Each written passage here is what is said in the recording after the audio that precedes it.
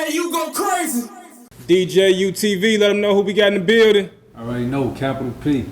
Kapitol P, what you on, gang? Man, you already know, a whole lot of staying out the way, bro. Man, something free. Man, thanks for pulling up on us today, man. Welcome to DJUTV. Ain't no question. Thank good having me, though. Thanks for having me. You already know. For sure. So we want to get to know Kapitol P today, man. We know you've been doing your thing, in the Chicagoland area for a while, but you got an interesting story too, Yeah. So tell us about what side of Chicago you from. I'm from out west, man. Okay. I'm from Maywood, off 19th St. Charles. I'm off the Chopper. I'm all throughout west. You can see kids, Sacramento and Madison. I'm from Maywood, though, 19th St. Charles. But I'm all through the city, out west, over east, low end. I'm all through the city. I'm from the town, I'm off the Chopper. Word. Yeah. And so tell us what it was like for you coming up out west. The same. Everybody else coming out west, you know what I'm saying? The area where I'm at, that was like the worst intersection from where I'm from. But regular working jazz, got gang banging, hooping the gang banging. They're going on in any urban community in Chicago. You know what I'm saying? I'm from, when we were shorties. Unfortunately, we always idolized either the that was hooping, going to the league, or the nigga that was getting money in the neighborhood, the drug dealers, you feel me? So, but always had an outlook, but I always had a plan, even when I was a shorty, to make it outside of everything I was seeing around me. But I knew that wasn't it at an early age. I knew that wasn't it, you know what I'm saying? Because when I was a shorty, I always got bounced around. So I had the opportunity that a lot of people don't get when they're young to get moved around and see different. I'm in Jersey, I'm in New York, I'm in Cali. I'm down south, I'm in the city, I'm in the suburbs, I'm getting bounced around, so I got a chance to see different minorities and different cultures and different things at an early age. As opposed, we got niggas that grow up and never leave a project, never see nothing outside of the project. So at an early age, when I'm getting shown, we sending your mama, you gotta go down to your granny, we send your daddy. Right. I was able to see different atmospheres, different environments that made me want more, you know what I'm saying? Now I heard you mention family, bro, and according to my research, you related to Chairman Fred Hampton Jr. Yes, sir, Chairman Fred Hampton. My mama Hampton, Kimberly Hampton, my granny Shirley, so that's all on that side of the family, man. I've been around Uncle for a minute. Uncle was some of the same adversities I went through. We was separated for a long time. He did his bid when I was young. I did my bids when I finally came home. It's like we both out on the soil at the same time. I learned a lot from Uncle, man. That's one of the most solid dudes I've been around. I got a lot of game from Uncle. Like, that's one of the most solid, smartest individuals. Like, he's still for the people. Like, he give you that old soul. How he was coming up with the Malcolm X, the Chairman Fred Hampton, the Huey Newtons, them souls that they had back in the day, and the structure and the principles they stood on back in the day, he still got that to the day. So it's like, just through emulation, I learned a lot being around Uncle, feel me? So he played a lot in my makeup too, being around. He keep me on the swivel while I'm out here since I've been home, being around a lot. Now we ain't on his nephew, we ain't doing a nephew because, he's for the people. A lot of days now in this era, there's a lot of clout, a lot of faking going on, everything with real, you know what I'm saying? So that's bloodline. Yeah. So shout out to the chairman for sure. We interviewed him here on DJUTV, and he showed us nothing but love. Yeah, absolutely. He definitely behaved to people. You know what I'm saying? If he came up here and do an interview, I already know y'all solid. Cause he ain't with nothing that ain't solid. You know what I'm saying? So ain't no whole lot of that. Like I said, our city big, but it's small. So yeah, we might not know each other, but we gonna know some of the same people, bro. Exactly. You know what I'm saying? Now, in your previous response, I heard you mention coming home. You had to go away for a while. Yeah, I had to do a little lick, man. Before I left, my rap name used to be Don P. Right. I remember you did have a different name before you changed to Kapitol P. Yeah, before I was Kapitol P, I was stepping at Don P. That's back like in 10, 11. K, Keith, Louis, all that Buzz Count, LEP, but we was all like on the same type of shows. But the Kapitol P actually stands for killing all previous ignorant thoughts of life. That's the acronym for the Kapitol. And then the P is my first name, you know what I'm saying? But everybody know I caught the case when I was 17. I had caught my body. I sat 4 years in the county fighting that, beat that, then had to cop out of the jailhouse cases. I came home in 10, that's when I started taking back off. And then I ended up getting hit by the feds. I caught a drug case on a highway, ended up getting 10 years from the feds, you know what I'm saying?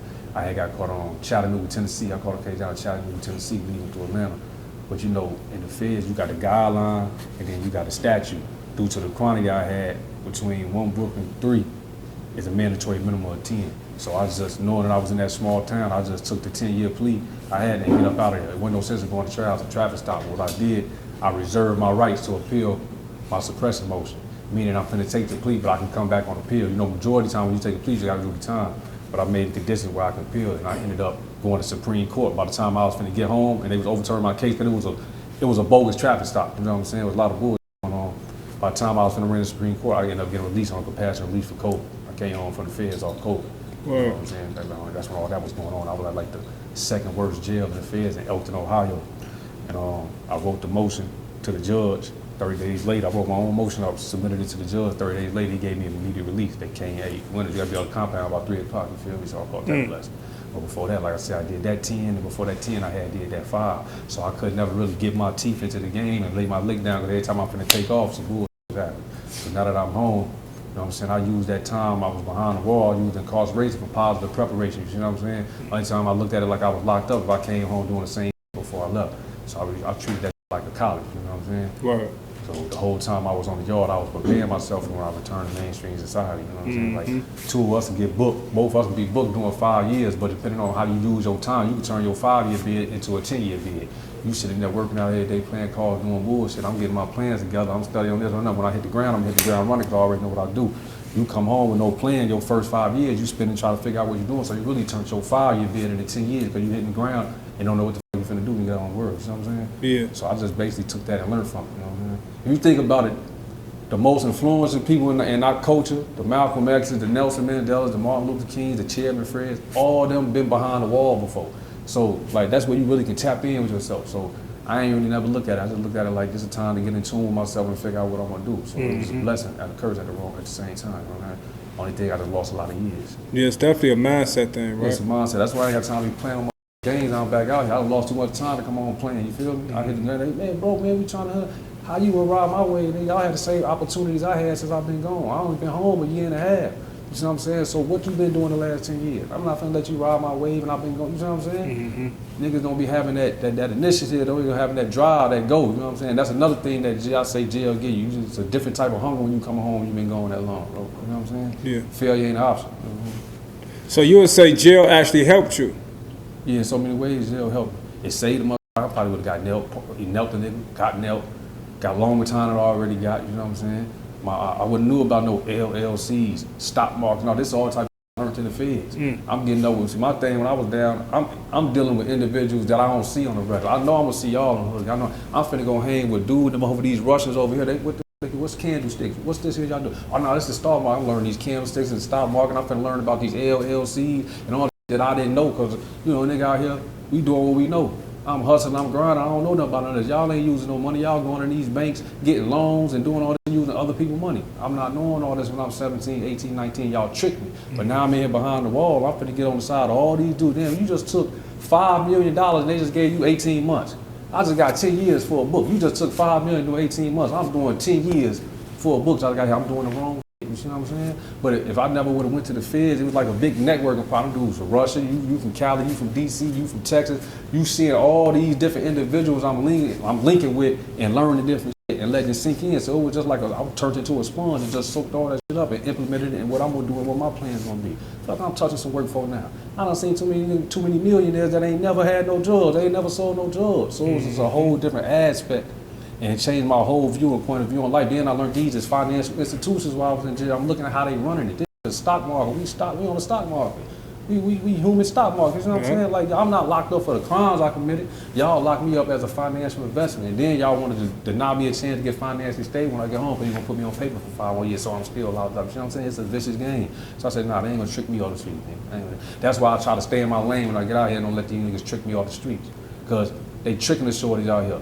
Y'all, you got niggas and rappers talk about this shit. Y'all ain't never been in it. You talk about the books and you talk about the slammers and the switches. You niggas ain't been on the other side of the wall. You niggas ain't never had to shit in the shoe 23 and 1 for a year straight. You niggas ain't had to go in the bedroom, swallow no balloons, try to get a bag and try to send some money into the streets. You know what I'm saying? You niggas ain't fought for your life, had to pick out that 12 and sit in that with that jewelry, waiting to see what that jewelry gonna say. That shit hit different, bro. You niggas ain't can't see your kids, can't go on a visit. You know what I'm saying? They had me on restriction when I was in. I couldn't even for a year straight. I couldn't even have contact on the streets. You know what I'm saying? But they'll tell you one side of the story. These rapping niggas don't be giving shorties the other side of the story. I'm gonna tell you, I gotta get it to you both sides. That's like one of the programs I got for teen fathers and teenagers, I try to teach them guidelines and what the laws is. Like, I didn't know what a mandatory minimum was. I didn't know what a statute was, you know what I'm saying? I didn't know what a CCE was, and 922Gs and enhancement. So now if I'm teaching these laws and I'm giving y'all the game, now it's your choice if you still want to go out here and do that. Mm-hmm. Now if you want to ride that switch, if you want to slide with this stendo, that's on you, but you know what it's carried. You know what I'm saying? Like when I got caught with that book,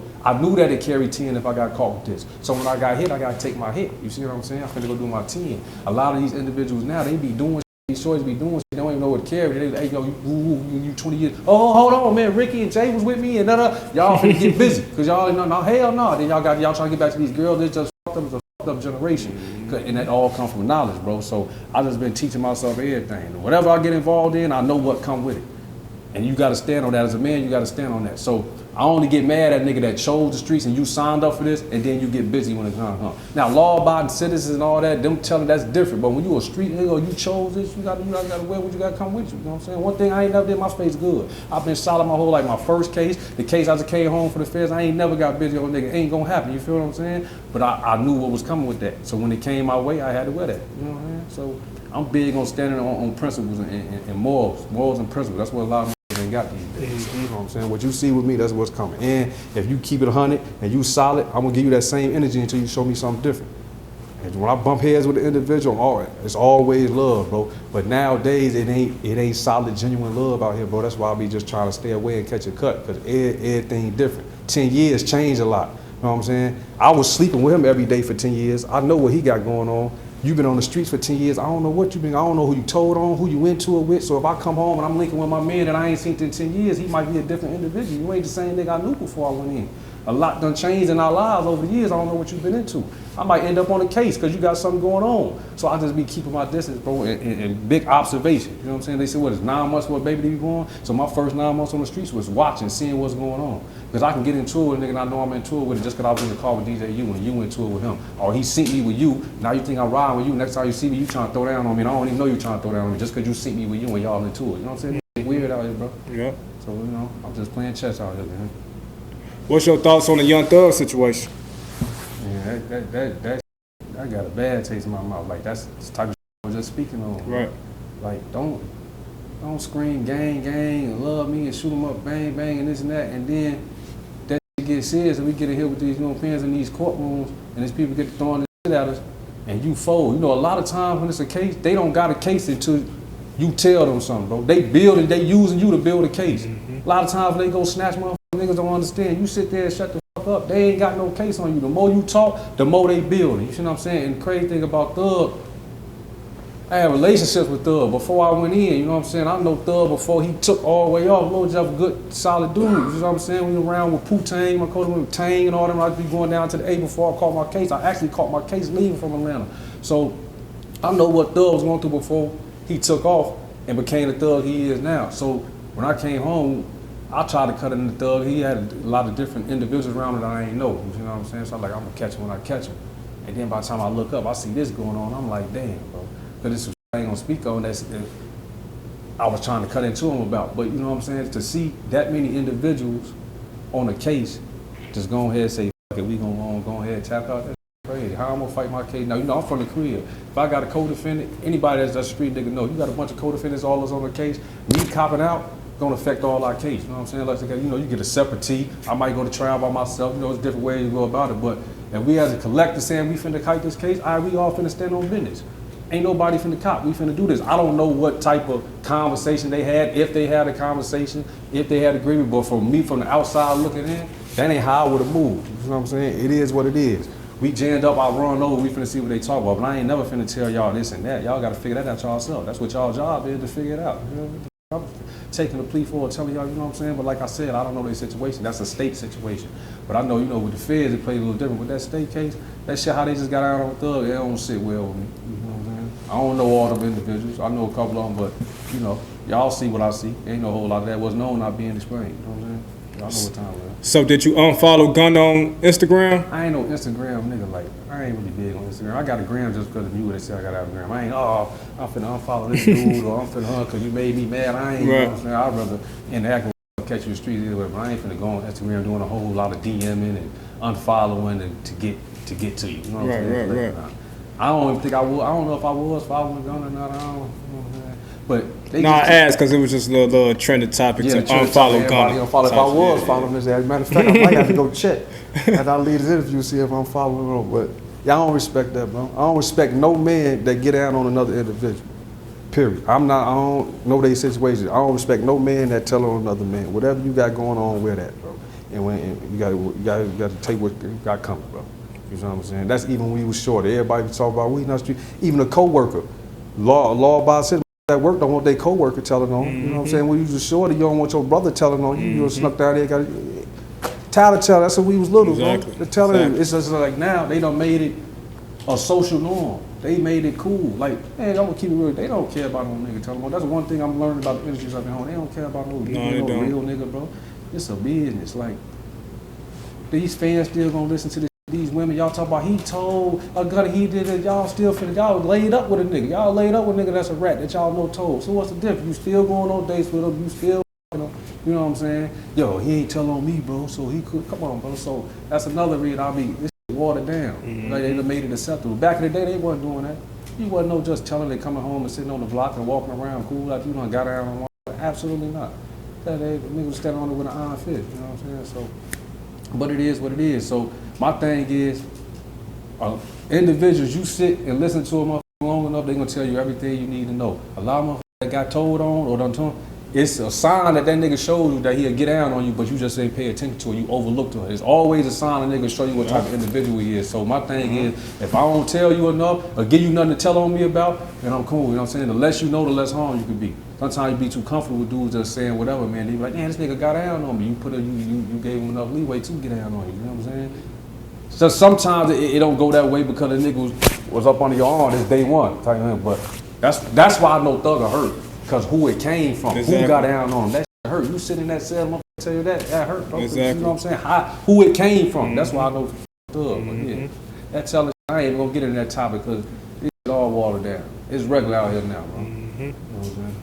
As you mentioned your relationship with Young Thug, who are some other artists in the game you got a relationship with? We seen you with Boosie, seen you, Ice Web Vezo, heard you on the track with him. Oh, Vez, that's my man. So we saw, me and Vez was stuck behind the wall together. I was in the field with Vez. Really? When I told you I came home from helping, yeah. And Vezo, that's my man. As soon as I came home, he threw me the alley hoop. I tapped in. We had I flew out to the D. As soon as I got some movement, my PO gave me some movement. I popped out down there. We did this song called Members. Okay. What had happened when I first came home, actually the first time I seen him, bro pulled up on me. We was in the A. He was trying to book a studio session. I linking with my people before he go record. Then Z Money pulled up, and then Hood Rich Pablo pulled up, and they ended up recording a song and shoot a video that same night. And then me and Vez ended up doing something, and I flew down to Detroit that next week. Cause my man Street Lord Juan had came home. He from down there in the D2. We was all put together. I go down to the Juan studio, Vez pull up. We go crazy one time. And then he's so solid. I shoot back on.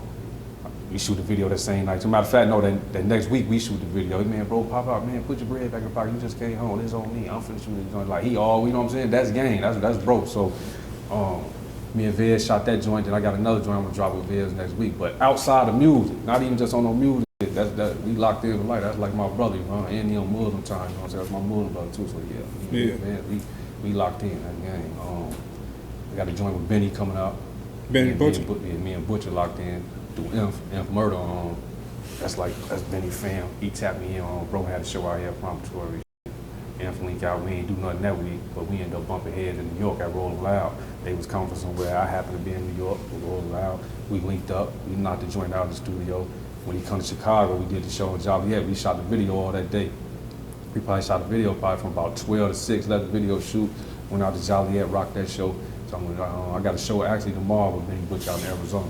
Really? Yeah. I've really tapped in with a lot of people, though. I got previous relationships from previous to me going to jail. So a lot of industry dudes I'll be dealing with, like Bink. That's one of my producers, one shot down, Humble Monster. He started me rapping back when I was like 15, 16, when he was still doing all the beats with Rockefeller and all that. So, I got lines with different producers. Then Chicago artists that was popping before I left when I was Don P, you know what I'm saying? When I was down there in the A, messing with YC and Thug and different individuals down there, Mo Payne and all them, and Biggs and Jay and Chubby and all them. So it's like I still got some of my relationships from before I went in too. So I can get in through a lot of doors and use a couple cheat codes, but it's just like I said, it's so different now. I come home, you got Instagram, you got Spotify, you got playlists. It's a whole different industry than it was before I left. So I'm really learning all this shit. I go, I ain't got no manager, I ain't got no personal assistant. I'm doing this shit independent, like the real independent. I book my own shows. I'm learning Instagram as I go. I'm learning the algorithm shit, the playlist, Spotify, video. I'll do everything myself, bro. You know what I'm saying? But I ain't tripping on it. I done been through worse. I was waiting to get out here to do this, so I ain't complaining about it. I'm gonna figure it out as I go. I mean, stumbling and falling as I go, but I'm gonna figure this out. You know what I'm saying? But at the end of the day, I'm gonna be able to tell me they did this with RP, did this, you put me in this position. Nah, I did this myself. But don't get me wrong. Everybody need a team. Every boss got a boss. Everybody middleman. I said I can't do everything by myself. I'm saying at this moment as we go, I'm learning and doing this shit as I go by myself. You know what I'm saying? Well, sure, when you pop off, niggas gonna jump on your bandwagon and all that. But a lot of individuals got shit going on, so they can't just tend to what you got going on. But then you got motherfuckers that don't go about what you got going on and you really ain't supporting. I know the difference. I know if you support me or not. You might can support me, but you got to support me for this because you got shit going on. You got to take care of your family. Then it's that. I ain't gonna. You don't believe in me. You don't believe in my dream, but I don't need a nigga to believe in me. I know how I'm coming. You know what I'm saying? So eventually, with this new era, consistency, all that matters. As long as I stay in y'all face and get y'all keep some content and stay consistent with what I'm doing, it's gonna pop. Failure ain't an option. I done been through too much worse. I done made it too much already not to make this pop. I done set them up fighting all this drama, fought for my life, bodies, beat this, beat that, thugged in the Fed, had to go through this, that. Losing people, lost both my grandmama, my granddaddy, all types of while I was going, I've been through a lot, you feel me? So I don't never complain. I just advance through that adversity. It is what it is, you know what I'm saying? And I stay to myself, like I said, all that clout chasing and all that, I ain't into that. It's gonna take longer for me to pop, because I ain't into doing this just to get views or doing this just, I ain't into all that shit. I'm the message I bring, it is what it is. But eventually, y'all, they gonna catch on, you know what I'm saying? They gonna catch it eventually. It's just like, I be feeling sometimes they don't wanna open the door, let no real individual in. Sometimes I gotta like water myself down. You know, I'll be around individual and I'll just be moving how I'm moving, talking how I'm talking. They might take it as aggressive, they might take it this way, and I'm not paying attention to it because I'm so used to doing it. I have to teach myself, I gotta dumb myself down when I go through certain doors if I won't be looked at as a threat. You know what I mean? So overall, what's the message that you want to send to the youth? Man, one thing I know is about the youth now, man, they be doing a lot of what they see on the gram or when they see these rappers do. It's cool to be you, bro. It's cool to go to school. It's cool to just be a nerd if you want to. It's cool to go hoop. It's cool to go be a lawyer. It's cool to, everybody ain't got to be a street nigga. You see what I'm saying? Everybody good at something. You got to tap into your talent. What's good?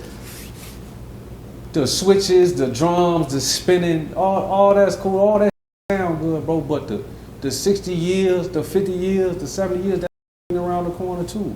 The jail cell, that dirty ass cell, that's waiting around the corner too. The visiting room where motherfuckers don't come to because they forgot about you because you been gone 6 already and they living their life, all that love you free. When the motherfucker finish, put up that free you caption, that shit over with. They gonna put that up for a year or two, then it's over with. You see what I'm saying? You gotta catch your at an early age, man. Don't think about this youth. You can't get lured in to what the next person doing. What I see a lot these days, because see what big you got, and either I'm gonna hate on you or I'm trying to do it. I don't know what you've been through to get what you got.